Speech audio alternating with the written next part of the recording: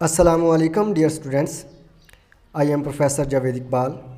Today in this video we are going to discuss what is plagiarism, what are various types of plagiarism and how we can avoid plagiarism. So plagiarism, what is plagiarism? Plagiarism means to copy another person's ideas, words or work and pretend that they are your own. Plagiarism is considered an intellectually dishonest and highly unprofessional act. Plagiarism includes the theft of unwritten ideas or concepts and the written texts, notes, computer programs, designs, etc. So definition of plagiarism. The word plagiarism comes from Latin plagiarius, meaning kidnapper. If we see word plagiarism as a noun, it is an act or instance of plagiarizing or something plagiarized. And if we use it as a verb, it means to steal and pass off the ideas or words of another as one's own. Use author's production without crediting the source. So this definition is taken from Merriam-Webster dictionary. Why we discuss it? Because plagiarism is a theft of intellectual property and plagiarism is a cheating. And plagiarism may result in receiving an F or 0 for assignment or research work. It robs you of educational experiences involved in research, thinking and writing. So we can say that plagiarism is an illegal act. There are various examples of plagiarism like borrowing material from another person, copying the material of another person, copy from net sources, modifying the material, paraphrasing the material and replacing words of original text, or using the ideas of other people and pretending that they are your own. Let us discuss it in detail. Like for example, a student borrows an essay from his friend to get some ideas from his own paper for his own paper. With the permission of his friend, he copies some part of it. However, he takes care to cite all the resources his friend has included in his essay, but he does not mention them in his own work and pretends that it is his own work. It is plagiarism. And another example, a student finds useful information on a website which is not under copyright. He downloads and incorporates some parts of this website into his paper but does not cite it since it is in the public domain. So this is also plagiarism.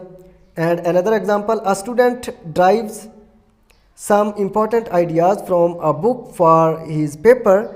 Since the student neither quotes anything directly from this book nor provides any footnotes, references, however, he mentions the book in his bibliography but not with proper referencing, then it will be plagiarism.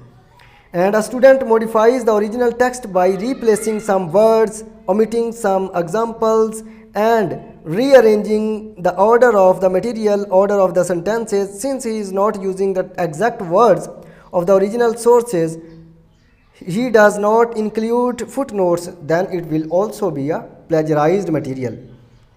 It will be a theft. It will be a crime. Any person who has written or graded a paper knows that plagiarism is not always a black and white issue.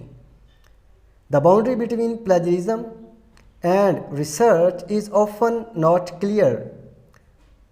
Learning to recognize the different forms of plagiarism, particularly the more ambiguous or unclear ones, is an important step to prevent plagiarism. It is of two types, which are discussed here. Let us discuss these two types. First type is sources not cited or referred. They are the aid of ghostwriters, the photocopy, carbon copy, the poor disguise, the labor of laziness, and self-stealer. Let us discuss these topics one by one. First of all, the ghostwriter. The writer turns in another's work word for word as his own. He copies his material and pretends that it is his own material, though he has stolen it from another writer, so it is a ghostwriter's work. Number 2, photocopy. The writer tries to hide or disguise plagiarism by copying from several different sources, changing the sentences to adjust them together while retaining most of the original words in phrases or words or phrases. So it is a poor disguise, and he tries to disguise that it is his own idea, though he has stolen it from another person. The labor of laziness is also very much important. The writer takes time to paraphrase most of the paper from other sources and make it all fit together instead of spending the same effort on original work. He paraphrased all material, and it is a kind of the labor of laziness. The self-stealer. The writer borrows generously from his previous work, violating the policies concerning the expectation of originality adopted by most academic institutions. For example, a writer has written his thesis on a relevant topic previously, and he has assigned a new project. He copies most of his material from his previous research paper. This is called self-stealer. This is also plagiarism. And the second kind of plagiarism is sources cited but still plagiarized. They can be the forgotten footnote, the misinformed, the too perfect paraphrase, the resourceful citer, and the perfect crime. Let us discuss them one by one. The forgotten footnote. The writer mentions an author's name as a source but neglects to include specific information on the location of the material referenced. This practice often makes other forms of plagiarism by obscuring source locations. Number 2 is the misinformed. The writer gives inaccurate information regarding the sources, making it impossible to find them. So attestation of the sources is impossible. Number 3, the too perfect paraphrase. The writer properly cites a source but neglects putting quotation marks to show the text that has been copied word for word or close to it. By attributing the basic ideas to the source, the writer falsely claims original presentation and interpretation of the information. That is also plagiarism. And the next one is the resourceful citer. The writer properly cites all sources, paraphrasing and using quotations appropriately. The paper contains almost not original work. It is sometimes difficult to spot form of plagiarism because it looks like any other well-researched document. And the next one is the perfect crime. We all know that crime is never perfect, so it does not exist anywhere. In this case, the writer properly quotes and cites sources at some places, but goes on to paraphrase other arguments from those sources without citation. The way the writer tries to pass off the paraphrased material as his own analysis of the cited material, that is also plagiarism. Next, indirect paraphrasing, also a kind of plagiarism. It must be almost entirely in your own words. You must use new synonyms and new paraphrase. Only technical terms should be repeated, but it is not your original document, so it is plagiarism. Any exact words that are retained should have quotation marks around them. The sentence structure should be yours, not the same as in the source. Then it will not be plagiarism. Do not add ideas, interpretations, explanations, and assessments of the other people. It will become plagiarism. So avoid from them. So these were the types of plagiarism. Then the question arises, then how we can avoid from plagiarism. So there are three things that you have to keep in mind while writing some any document, any research proposal, research work, any research thesis, or any assignment. You should have a proper citation of the sources, proper referencing in the end of the document, and do not hide anything. Here, for example, I have taken some material from a source that was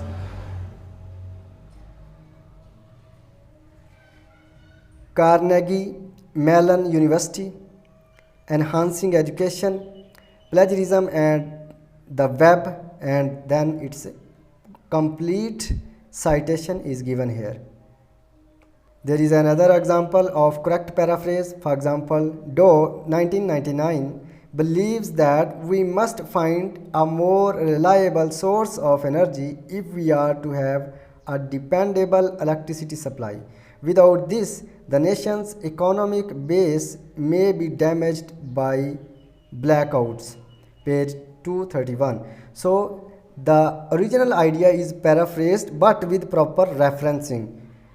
Referencing is also given here, the using sources effectively, strengthening your writing and avoiding plagiarism. The name of book and writer is Robert A. Harris, Los Angeles, the name of city, name of place, Los Angeles, California, and Pickzack Publishers, the name of the company or who published that book, and the year when it was published in 2002. So here the name of the writer, name of the publisher, name of the year of publication, page number, and all the and location, all the things are cited properly. This is a good citation example. You have to follow this kind of examples of citation when you are going to write your own thesis or research work. And there are many citation styles like APA style, MLA style, Chicago style, Harvard style. So you have to follow from one of them for referencing. Next, direct quotations. How you are going to write direct quotation in your thesis, in your research work, so that it may not be plagiarized. Quotations must be exact, word for word, as they appear in the original document. Then they will be written in inverted commas. Quotes require a citation in addition to the use of quotation marks. Number 3, every quoted work needs to be cited. Even a short phrase or single word must be quoted and cited if it is unusual. Direct inline quotation and direct block quotation should be also written with proper referencing. So if you violate the copyright and make plagiarism in your document, then you will have to face some problems. You will be awarded 0 marks or F grade. Copyright law is very complex. You should have to keep in mind the things while you are going to write, while you are citing the things from other sources. Under the term of fair use, you may use quotes and ideas for your classwork without getting permission of the authors if you give proper citations. If you do not give proper citation, then it will be plagiarism. If you are writing or creating for profit, you must get permission from others to use their ideas even if you use citations. And common knowledge need not given to give any proper citation. Common knowledge consists of information that is easily observed. The sky is blue, but not a detailed explanation of why the sky is blue. Commonly reported facts like King Abdulaziz was the first king of Saudi Arabia, but not the information that historians have to say about King Abdulaziz. Common sayings such as the proverbs easy come, easy go, this kind of things do not need any kind of proper referencing. Common knowledge does not need to be cited. So how to cite, how to write references in APA style, MLA style, Chicago or Harvard style or other styles, we will make another video on them and we will discuss in detail all these styles one by one, and keep these points in mind while writing your document, that plagiarism is a theft, it is a crime, and crime have a punishment. The reaction of crime is punishment. So you should keep away from plagiarism and present your original thoughts. And if you are going to write the ideas of other people, give them proper citation and proper referencing so that it may become valid. So this was all about plagiarism. If you people find any problem or issue, you can ask in comment box. So in the end, thank you all of you. Stay always blessed and goodbye.